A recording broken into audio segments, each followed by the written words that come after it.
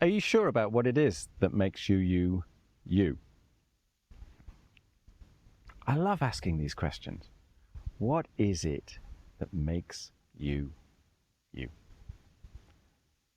And if I'm like that, am I still me? Or if I'm like that, is it still the same me? Or do I need to be there in order to make myself contextually correct?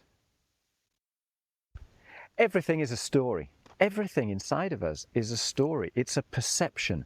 We relate to things. Things don't make us what we are.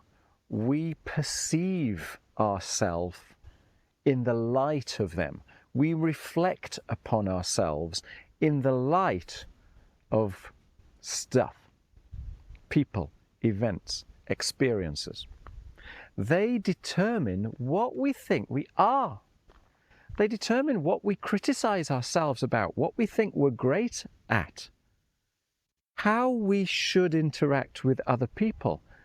They dictate the way that we should present ourselves to the world. It ends up painted on our faces, literally, in the lines and the creases, in the weariness, the pain and the joy that we experience habitually. Okay, it literally marks us. It affects our health. It affects our personality. It affects our confidence, our insecurities, our ability to create, the energy that we bring to the day.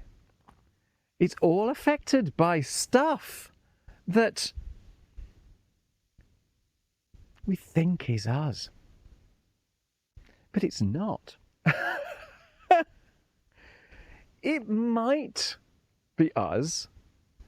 It might be like a sort of a set of snapshots which have percolated down to create a composite. But it's not us. It's just a series of experiences that we've come to define ourselves by. And we are so much more than that. And everything is so much more than that. Everyone is so much more than that. It's just that we're all so damn sure to make sure that we maintain consistency with how we are yesterday, that we all kind of run around on our rails, thinking we are we. Isn't it fascinating? I find this absolutely fascinating.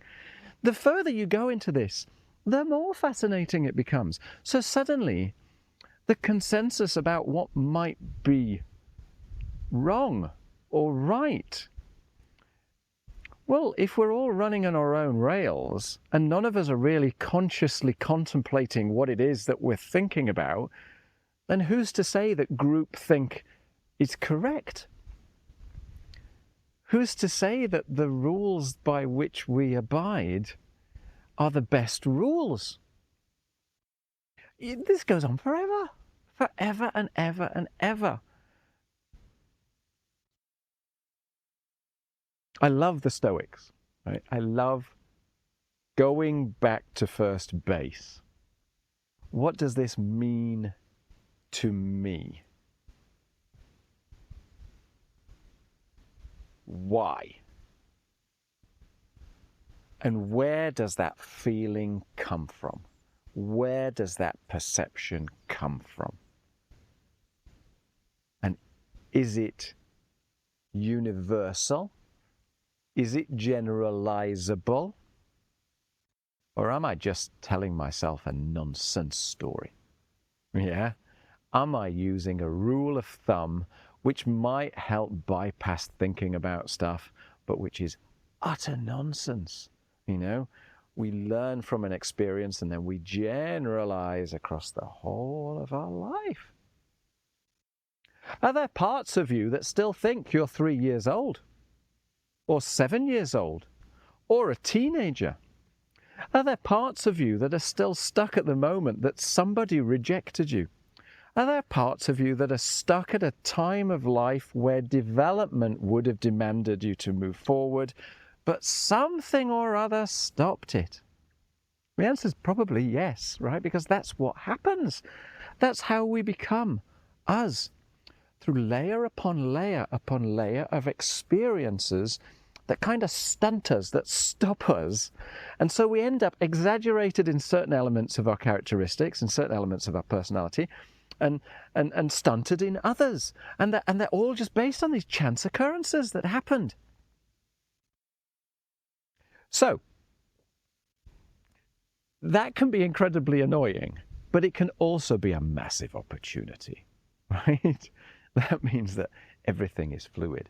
The only difference is we need to kind of look at it, stare it in the face, question it.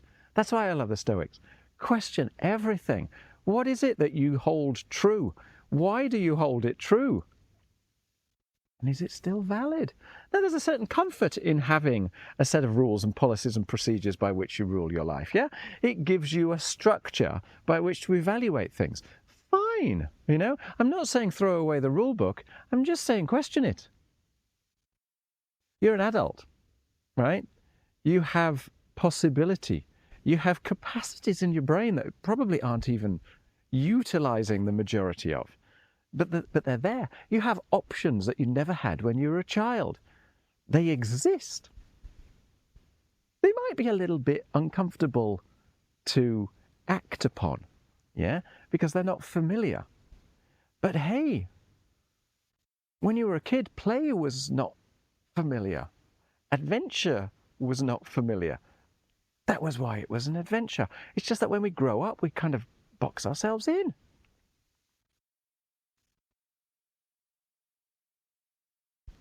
When you realize that everything is changing, you give yourself the opportunity to look for opportunity. And this is an amazing thing, okay? When you define yourself by what you think you are, you no longer start listening to the world. You no longer pay attention to the gifts that come thudding down right in front of you because you say, that's not really me, yeah? If you can simply take the possibility that things are in flux, that even these rocks are changing, yeah? That the things that I'm thinking and feeling may be different tomorrow, and that they're equally valid. That the things I'm saying on this video tomorrow I might laugh about and think, what were you thinking? So you take yourself a little less seriously. You accept that you're a tiny pinprick in this massive, massive universe, but that the opportunities are everywhere of every second of every day. And when you define yourself, you limit what you are receptive to, right? And I'm not saying that in a woo-woo way. I'm saying somebody that offers you an opportunity and you kind of go, oh, that's not really me, you know? You'll never know because you just stop that choice, you stop that opportunity, and it's gone, right? It's now on a different trajectory and you're over here.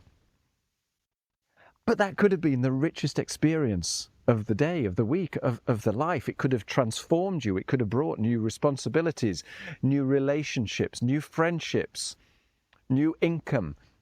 You know, your entirety is based around a series of chance occurrences and chance rejections. So pay attention to what you see. Look out for possibilities. Trust your intuition. Trust the stuff that you don't know, yeah? And kind of question what you think you do know. And especially question the things that you're sure you do know. Endless topic. Absolutely endless topic, but absolutely brilliant to chew upon. All right. Cheers. I hope that's amusing. Take care. Bye.